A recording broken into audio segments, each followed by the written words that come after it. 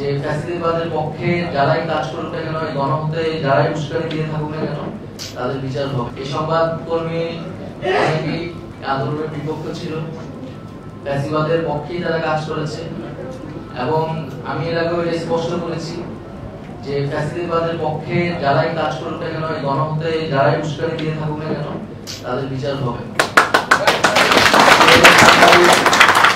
সাংবাদিক না কবি না সাহিত্যিক এটা বিবেচনায় আমরা নেব না।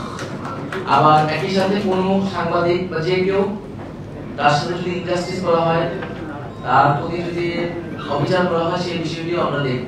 কাউকে যদি এমন মামলা দেওয়া হয় যে মামলা সে আসলে অভিযুক্ত হওয়ার কথা না, আমরা বলেছি সেই মামলাগুলো প্রত্যাহার করা হবে।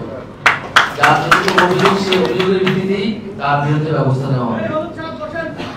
দ্বিতীয়ত, আমরা গণমাধ্যমের স্বাধীনতার কথা বলেছি যে আমরা গণমাধ্যমের স্বাধীনতা নিশ্চিত করতে চাই, কিন্তু এটি কেবলই মুখের কথা নয়, আমরা এটি কাজে বাস্তবায়ন করতে চাই। কিভাবে কাজে বাস্তবায়ন করা যায়, বাস্তবায়ন করা যায় সেটার জন্য নীতিমালা প্রয়োজন এবং নীতিমালার জন্য আপনারা যেটা বললেন যে কমিশন গঠন প্রয়োজন খুব দ্রুত সময়ের মধ্যেই। আমি আশা করি যে আগামী সপ্তাহেই হয়তো গণমাধ্যম সংস্কার কমিশনের ঘোষণা দিতে পারবো আমি। প্রধান উপদেষ্টা ডক্টর মোহাম্মদ ইউনূস উনি জাতিসংঘ থেকে দেশে আসলে হয়তো এই ঘোষণাটি আসবে। আমি কথা বাড়াবো না, আমি জাস্ট আরেকটি বিষয় আপনাদেরকে বলবো।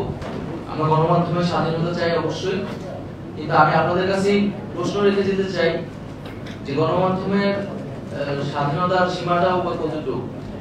আমরা জানি যে স্বাধীনতা মানে আসলে স্বাধীনতা, এখানে কোনো নিয়ন্ত্রণ চলে না, কিন্তু গণমাধ্যমের স্বাধীনতার কথা বলে বা স্বাধীনতার মাধ্যমে কি ফ্যাসিস্টদের পক্ষে প্রচারণা করা যাবে কিনা? যাবে না। গণমাধ্যমের স্বাধীনতার কথা বলে কি ফ্যাসিস্টদের পারপাস সার্ভ করা যাবে কিনা? যাবে না। তো সেই বিষয়টি আপনাদের কাছে প্রশ্ন রেখে গেলাম। আমরা আমাদের দেশ, আমাদের এই যে অভ্যুত্থান, সেইটাকেই প্রাধান্য রেখে, মানদণ্ড রেখে আমরা সকল স্বাধীনতা কিন্তু নিশ্চিত করতে চাই।